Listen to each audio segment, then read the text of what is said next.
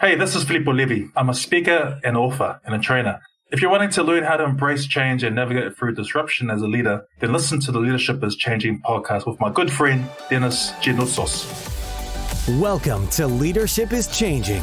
Each week, we and our guests provide information and insights through exploring leading change. This is taking your leadership to another level by finding the balance between executive excellence and personal well-being through stories that inspire real change. It's time to adapt in our fast-moving world when leadership is changing with your host, Dennis Giannoutsas. Hey, welcome to the show, Leadership is Changing. What we as leaders know to be true is that change is constant. Leaders everywhere confront similar obstacles because people are people, but everywhere you go, leaders are overwhelmed, disrupted, and under pressure. They run from email to email, meeting to meeting. Many leaders are not changing quick enough, which means they run the risk of becoming irrelevant and being left behind. Perhaps the show is taking our listeners' leadership to another level by finding their balance between executive excellence and personal well-being through stories that inspire real change. I believe we don't have enough effective leaders in the world today, and if we can get the leaders to step up and lead change, then they can inspire real change. Hey listeners, it's now time to adapt in our fast-moving world. Welcome to today's episode.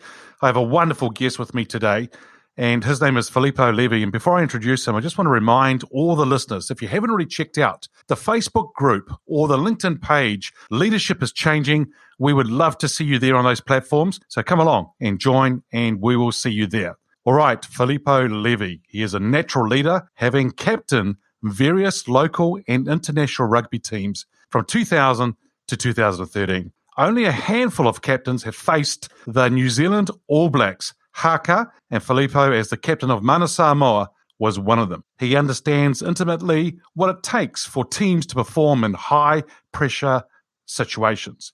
He's having played over 230 first-class games and against some of the most revered teams and players in the world. Filipo has translated these experiences into his new book, which is called Tackle Your Success. And I'm really looking forward to reading that book. So, Filipo, a massive welcome to you to this show. Hey, Dennis, it's awesome to be here and to be invited on your podcast. So, yeah, really looking forward to our chat today. Awesome. So what was it like facing the Haka? And for our listeners who don't understand that, the Haka is more of a challenge for people, and they tend to do that in front of their opposition. So, Filipo, what was it like to face the New Zealand All Blacks? It is scary. You're facing one of the best teams in the world, a team that has a 90% winning ratio, probably one of the top 2 or 3 teams globally. And facing them with a team of mainly players from the Pacific Islands, from Samoa itself, was really challenging because many of our professional players who couldn't face them. So I had to be really sort of vulnerable and to actually accept the challenge to face the best in the world. So when you're facing, it's like facing it's like your worst nightmare, but they're right in front of you. So it is scary, it's fearful, but you have to be vulnerable, but you have to lead at the same time. Mm-hmm. Yeah, and of course, respecting it as well. And I know that from a Manu Samoa team, you also did one back as well, didn't you, as a Haka? I don't know what what you called it, but did you do one also back to them? Yeah, we did. It's part of, I guess it's being Polynesian, as Māori are Polynesian too. We have a Haka itself. It's called the Sivatau. So the Sivatau is very similar, but it's in Samoan language with different actions. So out of respect, we face them by challenging with our own Haka called the Sivatau. Yeah, cool. Hey, listeners, I've already seen the cover of the new book that Filipo has created. It's called Tackle Your Success. Filipo, congratulations on doing this book. I'm really excited for you to see it coming out and taking your experiences and your knowledge and your insights and putting it into a book. Tell us a little bit about the book. What's it about? The whole premise is to help athletes after sports, helping them with a new life after sports. So it's giving professional athletes tools to understand what happens next. As a former athlete for 13 years of professional rugby, I found it really challenging mentally, going from a sport that I love and I'm passionate about, that, I got paid, really good money, and I was really, very grateful and to be in that position, very privileged at the same time, but also working hard to be there. So when you stop all of a sudden in your early 30s, that's it. You've actually retired. You're not 65 or 70. You have another 30, 40 years of work to do. So So the book is pretty much the steps, and I use TACKLE as an acronym to take them through my stories, but also through a lot of some questions in terms of, how to go from here to there. So it's more of a how-to book, but with a lot of stories sort of intermixed into the chapters. Yeah, tremendous. Oh, that's going to be very exciting to see that come through. Now, when you talked about the transition, I'm sure it's also the same for a lot of people who have been, as an example, some of our listeners may have been in the corporate world and now all of a sudden they want to go and start their business. There's all sorts of different scenarios. But I think, is it more about them as professional athletes reinventing themselves into another sort of career, into another thing that they might want to go and step into? Is that how that you would say it? It is. You have to reinvent yourself. You need to leave one life and then move into the next. You almost it's almost your mourning. Yes, it is. It is. You are mourning a life that you have to leave behind. And many people get stuck in a thinking of the past where they have to move forward. So if they don't move forward, then they're always going to be that person that played rugby, that person that played basketball, that person that played football, that person that played golf. And you have to move ahead. But also that doesn't mean that you stay. That doesn't mean that you leave sport altogether.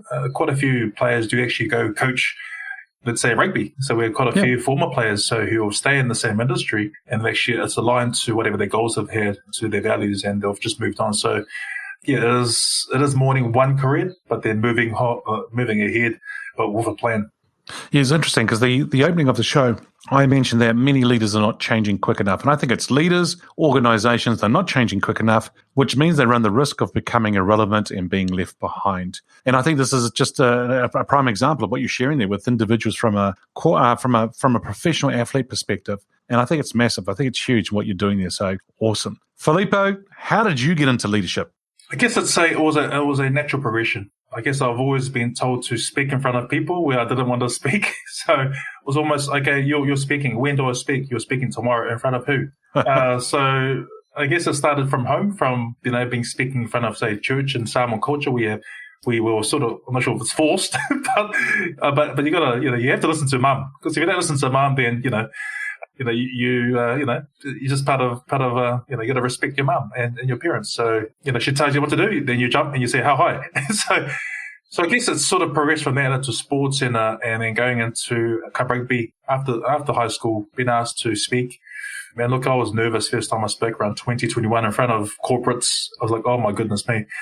I had a lot of arms, and I don't know. So it didn't have much structure. So, but I guess through leadership, more leadership for me was through the actions, what I did on the sports field. So a lot of my actions were in terms of sports. I always wanted to be the best tackler, the best defender in the team. I wanted to so-called protect my my teammates from the opposition. So I've always had that sort of protector sort of mentality to be the one to be there for people, to help them and make sure that they're okay. Yeah, that's very good. And I can see that knowing you as well and watching you're very much that servant, wanting to help people around the servant leadership and helping them be the best that they can be too. And when you were actually playing the professional sports and doing so, what was one or two things you would do? Because you talked about before about it's our morning, right? It's what we do and that. What was one or two things that would set you up for success in your day as a professional athlete or in a game? What was one or two things that would set you up for success?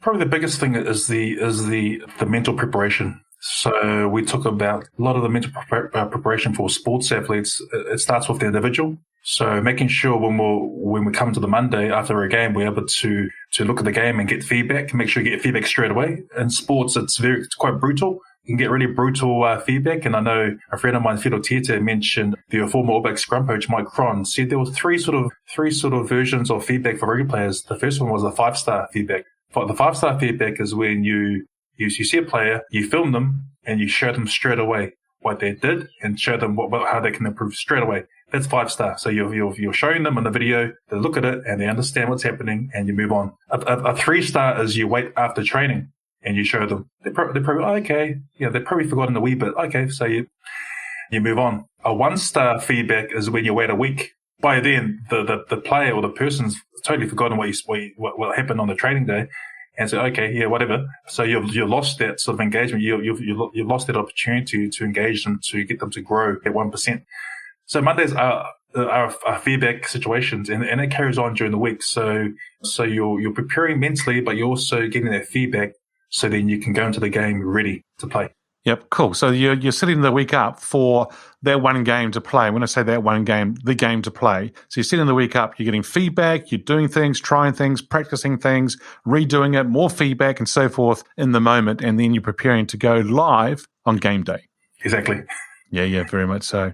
Now, your name, Filipo, how did you get to the name Filipo? How did your parents get to that name? It's my grandfather's name, so it's my mum's dad. His name, yep. And I guess Filipo is a transliteration of the English word Philip. So I guess when you look back into the history of the Pacific Islands, when the missionaries came from Scotland and around England, they came to the Pacific Islands around the early 1800s. They actually took our language and they translated it into English, and they put a language onto Samoan language, put into Bible, and from the Bible there were names like Philip, the disciples. So I guess that comes from the Bible, but it comes from the translation from the missionaries. So if you look at the Italians, there's a Filippo there's a Filippi, there's a lot of similarities, but Filippo just means Philip.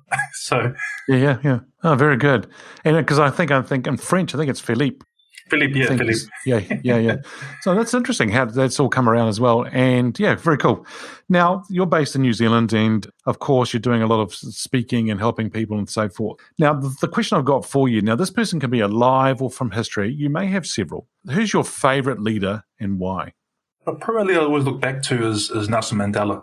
I look back at his life and look back at the book, the first book I read about him many years ago. You just look at his life and the way he fought against the whole the apartheid in the system in South Africa at that time. And so looking at his life and what he did, he's fighting back, but also being put in jail for doing what was right, for morally what was right, in his mind.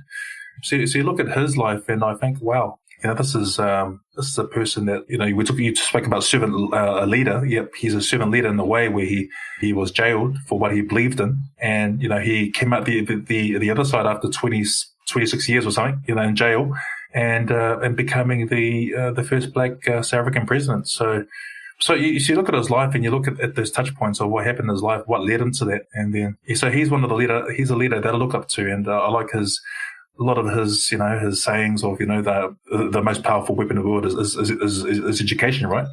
So, and that's something that's really quite close to me in terms of my parents coming here, with my father, my mom coming here. They came here for most things, for employment, education, and enterprise. So those are sort of the 3 E's that many of the migrants came to New Zealand. I guess that's for all migrants. We come for those opportunities: education, employment, and the enterprise to really to fulfill dreams from where they came from, to help their families to prosper, to take personal responsibility, and actually able to serve back into the Pacific Islands. And that's just it's not a Pacific Island thing. It's globally. It's a common theme for all migrants. If you go across the world. Yep.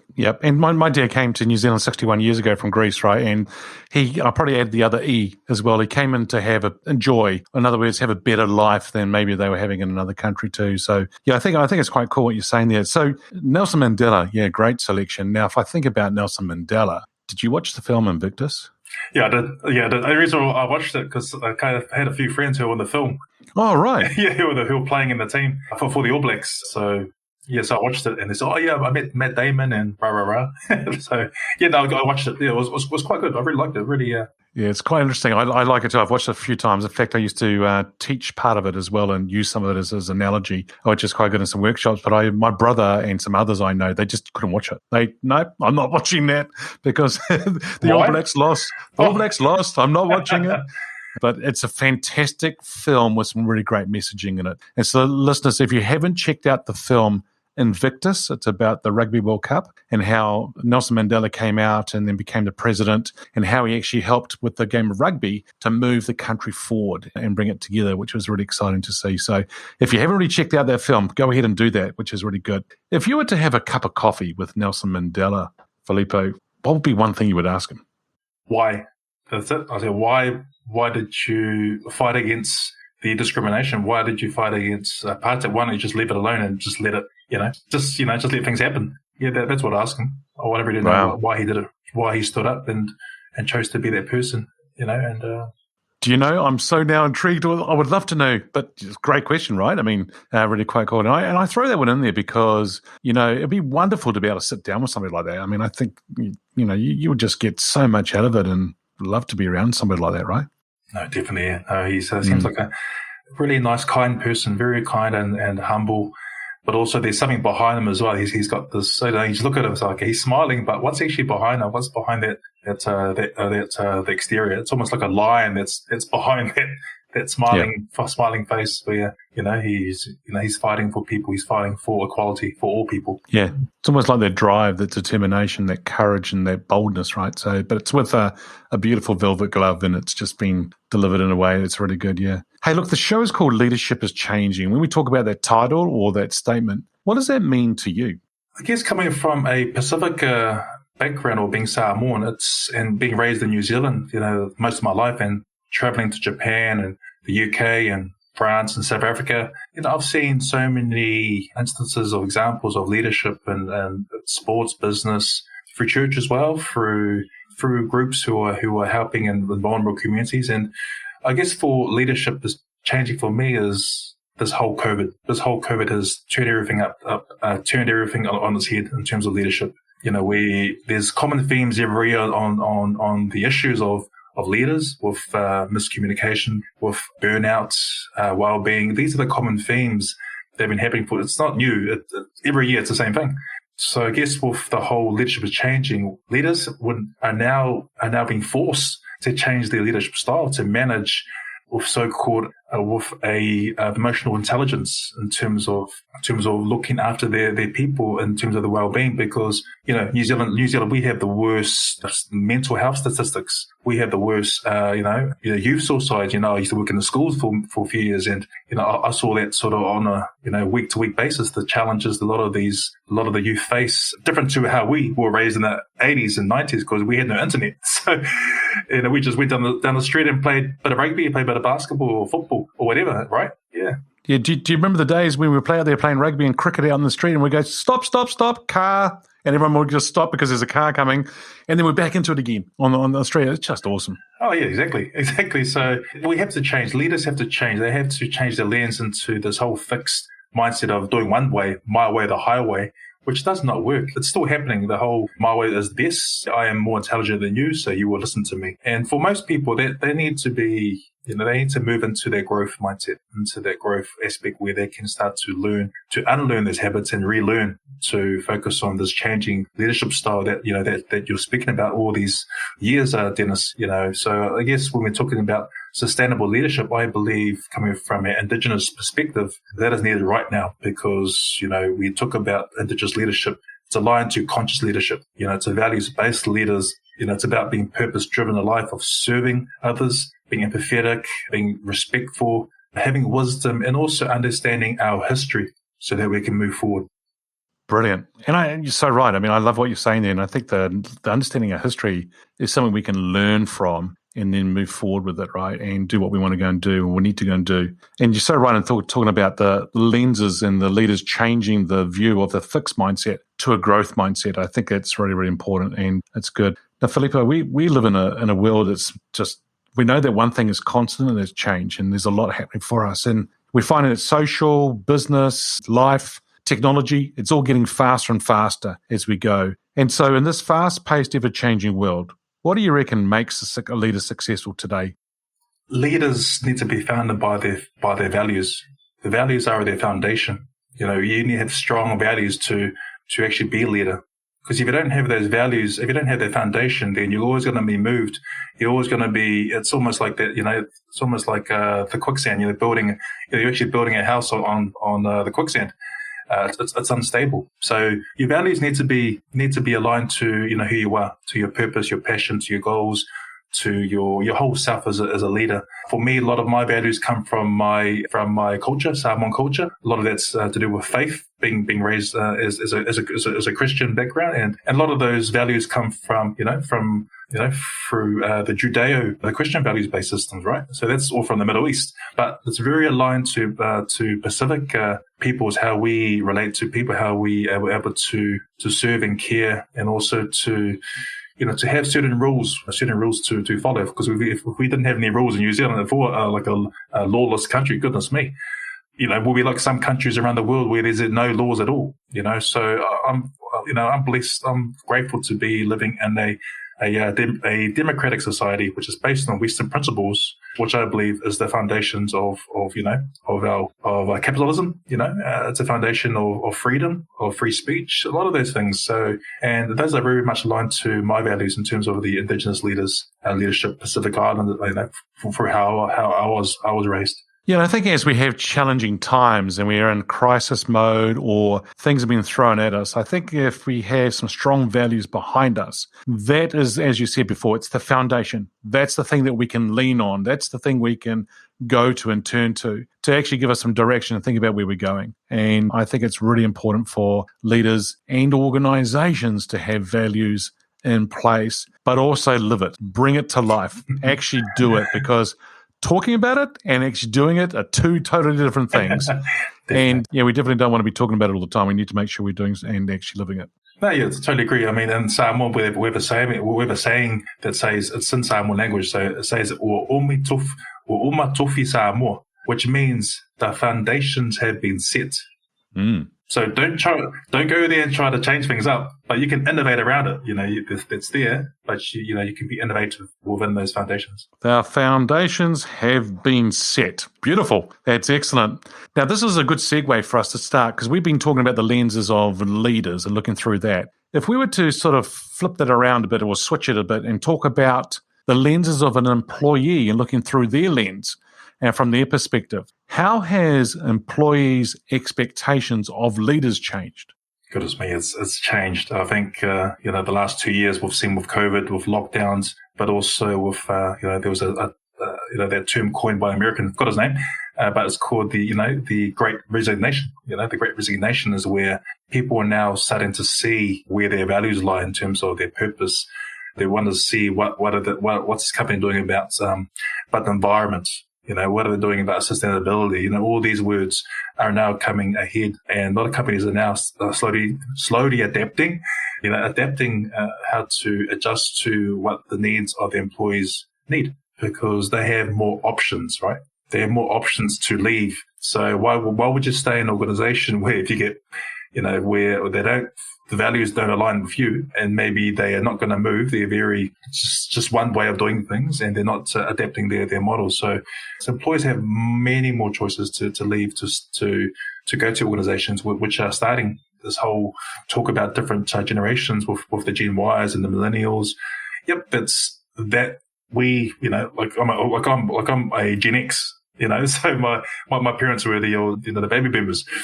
So they had a particular way. We have a particular way of doing things, and we need to adapt to them. We need to see through their lens how they were raised in the age of internet, the age of clickbaits, the age of social media.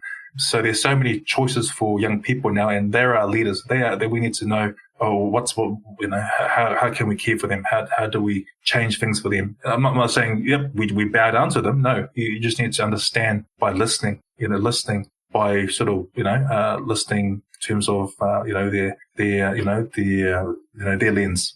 Yeah, absolutely. Yeah, very much so. And I think that's so true. And what you're saying is values again. They're looking for things, and if they're not seeing it, they're going to leave and they're going to go away. And I think it's really important for us to look at that and understand that employees do have certain things that they need to. And as you said, some organizations have slowly got there. Do you think it was too slow, or do you think that they needed to move quicker? I think we live, at the end of the world, at the end of the South Pacific, and in some ways, I like, when I used to live overseas, everything was so fast. In Japan, it was goodness me. Well, they got new billboards every minute. Yeah. But then coming back to New Zealand, and I quite like the slowness here and the way we do things. It's we are a big island in the middle of the Pacific, so So in terms of, I believe, companies have been forced to change. They have to force, it's well known that a lot of companies take 3 to 5 years to implement the digital strategies. Pretty much the last 2 years, companies, within a week to a month, adapted it straight away. So what was it? Were the foundations wrong? Was their mindset wrong? Was it they were fearful and they had to change, had to adapt to the circumstances, or they were having a business? I think a lot of organizations try to perfect things or do things or delay things. But as you said, there was no choice. They had to go. And whether it was right or wrong, just move. Let's go, which was interesting to see.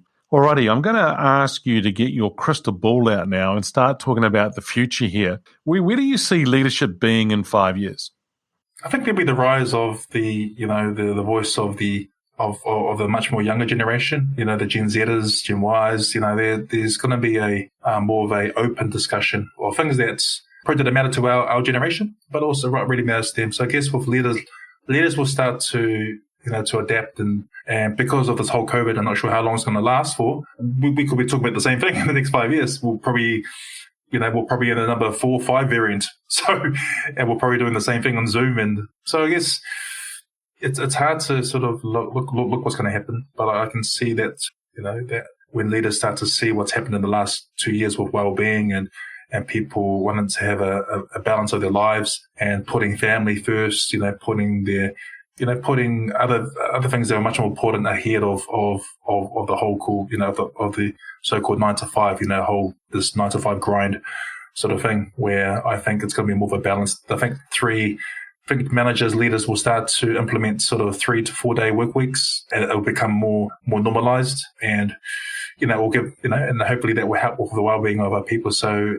as most things, as most change, it's the smallest change. There's opportunity for us to really to get ahead of everyone else as a wee little country, and really put up our people ahead in terms of their well-being, but also balancing what's happening with the business and making sure that's aligned to strategy, in the long term. Yeah, absolutely. Because we've still got a strategy, we've still got goals, we've still got customers and stakeholders that we need to look after, and of course our employees, which are really important. So we still have those things to do on a daily operational perspective, but then also the work-life balance. I would love to work 3 days a week and be paid for 5. That'll be awesome. But yeah, I mean, it's not just about the pay. It's about our health and our wellness and mental state as well. And I think mental health is going to be a big one as well that we need to work on and have in mind going forward as well. Yeah, I think in mental health, I did a bit of work with Mike King and John Kerwin a few years ago, when and I got to understand their deeper why in terms of why they're doing it. So it was very personal for them sharing it to me, and I was just hearing from these great New Zealanders, to sharing, being vulnerable.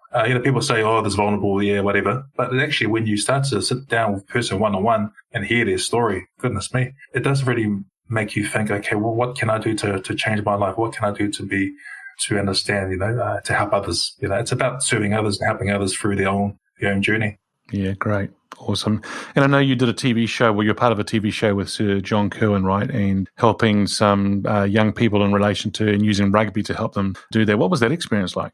Yeah, that was it was over 2 years. I actually took over my wife. So my wife was the fitness trainer the year before on the first School Hard Knocks show. And then the second season, I came in the third season. So I got to thank my wife. But working with JK, you see JK's very, he grew up in South Auckland. He grew up as a butcher's son. He worked in the butchers at a young age. He worked his way up, and he's been really successful with his rugby career, but also his business. And also his work he does with the Mentemia. So working with vulnerable communities, it's not easy. The issues are so complex. And one thing I know, working with really tough tough sort of challenging communities, is to go there and to learn. Is to go there and don't go and provide solutions. Go there to encourage and to inspire. To tell them your story. To tell them how you got to where you are. Because people don't want to. There have been so many people who go in this community and say, you got to do this, got to do this, got to do this. But it actually comes down to personal responsibility as well. Personal responsibility, that's huge. And that's what we try to do with John Kerwin and myself and the others who were there, giving the tools, the rugby and the education for these guys to change their lives through going from this stage to this stage. So they all know what right and wrong is. they all know where the pathway needs to be. They need to be in this narrow path, and a lot of them will stray off the path, and they say, "Okay, so what happened last week? Okay, so you need to get back on the path." So just they need to have a plan and goals, and many of them did not have any goals at all. Goals of what they wanted to do, and in a month, in 3 months, 6 months, a year. So creating those opportunities for them to allow them to see these changes possible is what we did. So I really loved it. Oh, awesome. So listeners, if you're a leader, remember you need to create an environment for people that work with you. And it's not always also about you telling them what to do. And Filipo, I did an episode once or recently called on the Ask Dennis, which is a freestyle episode. Ask, don't tell. And it's about asking people, but sharing things with them, but not also always telling them what to do. And I think if you can create the environment that Filipo has just talked about and give people the opportunity for them to fly and excel and do really well, then hey, who knows where they could go. It'd be pretty exciting to see them on their journey, which would be great. Filipo, hey, thank you for joining us on today's show. If our listeners are wanting to get hold of you, where should they go? Yep, they can go to my website, so filipolevi.com, so FILIPOLEVI.com, or you can find me also on LinkedIn as well. So add me as a friend, I'll accept you and say that you heard me on the podcast with Dennis, and we'll go from there. So that's where you find me. Awesome. Hey, well, once again, thank you so much for joining us on today's episode. It's been great. Thank you. All right. Cheers. Thank you. Hey, listeners, if you haven't already checked out the Facebook group or the LinkedIn page, we would love to see you in those communities. Come along and share your thoughts about leadership and leadership is changing. We would love to hear from you. So once again, come along, check out the group, on Facebook and also on LinkedIn on the page, Leadership is Changing, and we will welcome you to the community. Hey, listeners, what we as leaders know to be true is that change is constant. Change is incredibly scary, especially with the unknown and unfamiliar territory. It's time to adapt in our fast-moving world when leadership is changing. Look out for the episodes as they're being released. Download them, have a listen, put a review and a rating. Feel free to share them with your friends, your family, and your network. Hey, if there's any feedback you'd like to give me about the show, or if there's a question you have for the Ask Dennis freestyle episode, then send me an email, dennis@leadingchangepartners.com. Hey, listeners, it's always a pleasure being with you. Thanks for tuning in. Until next time, bye for now. Thank you for listening to this episode of Leadership is Changing with your host, Dennis Giannoutsas. Each week, we and our guests provide information and insights through exploring leading change, inspiring executives and leaders to adapt and lead a bigger game in a fast-moving world.